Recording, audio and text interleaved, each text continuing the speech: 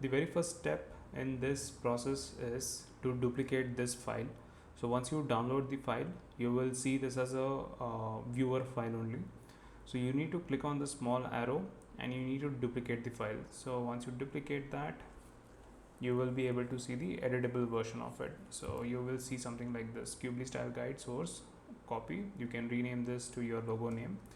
I'm just gonna say this is N style guide for now, and this will be your first page. You can delete this page. This will be your brand guidelines page, and this will be your components page. So this is the part where you need to replace with your logo, and we will go through an example.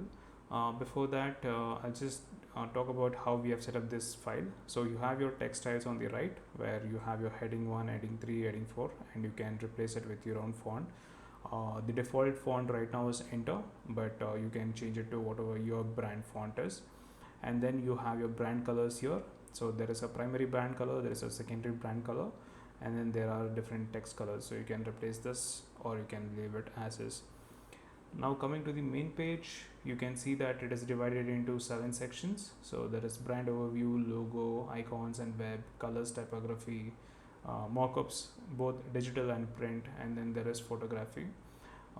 Each section is split into multiple slides. So logo has its own main logo, both dark and light versions, the white and black versions, usages, app icons, minimum sizes, unacceptable usages, and then you have the colors and typography. What's your primary color, what's your accent colors, what is your primary typography, secondary typography, and then there are mockups. So in mockups you have app icons, fav icons, you have the social media posts, the icons inside the social media posts, the colors that define your brand guidelines, and then there are the mockups like billboards, print mockups such as stationery, t-shirts, stickers, wall prints, ID cards, tote bags, etc.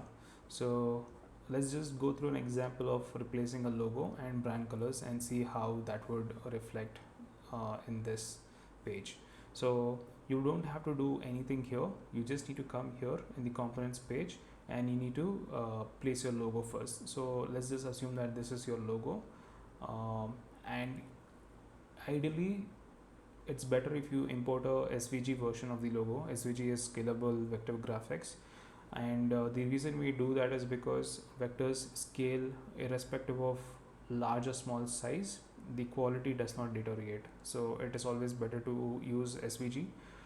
You can also import images, but just make sure that the image is of a high resolution, at least. So if you look at this width, right, so it is 1000. So at 1000 px width, the image is not blurred, it is crisp. So just ensure that is there.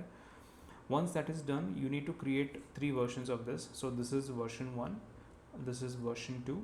So basically in version 2 you need to replace dark text with white text, and in version 3 you need to create a frame. So there will be an icon on top called frame, and you need to tap on that, or you can also press keyboard shortcut F, and then you need to just shift and drag, click shift and drag. So you need to create a 360 by 360 frame. So you can set it up here. You need to drag your icon, I'm pressing command, and you need to duplicate it, and you need to place it in the center, and you can resize this to whatever size you want. So I'm just gonna resize this a bit in the 280 range, and I'm going to click on this frame again, and I'm going to remove the fill. So basically it will remove the background, right? Once you have all these 3 versions, you need to copy the first version, command C. You need to come to the base component part of this file. You need to click on the dark. So you see that there is a dark, replace this, right? You need to click on that. You should not click on logo, but you need to click on this and you need to paste it. Alright, you can delete the old logo and this will be replaced. Same thing goes for the white version. So you need to copy this. You can also delete the existing logo if you want. You can delete the existing logo and you can paste this. Same thing goes for frame. So I'm gonna rename this as logo mark, and I'm going to copy this, and I'm going to select this icon. I'm going to delete the existing one, and I'm going to just paste it over there. So you have that. You also have your primary color as dark orange, so I'm going to come here to brand colors, click on this blue, click on this filter icon, and paste in this hex area. So I'm just gonna name this orange, something like deep orange, right? If you don't have a secondary color, what I would recommend you do is create a lighter version of this deep orange. So basically you need to click on this icon again, you need to paste that same orange X color, enter. You need to click on the small square and you need to decrease the saturation. So right now it is 98, so I'm gonna do this somewhere around 20. So this will be a lighter version of your primary color, so it will help in the brand guidelines. This is only if you don't have the secondary brand color. If you already have a secondary brand color, you can use that as well.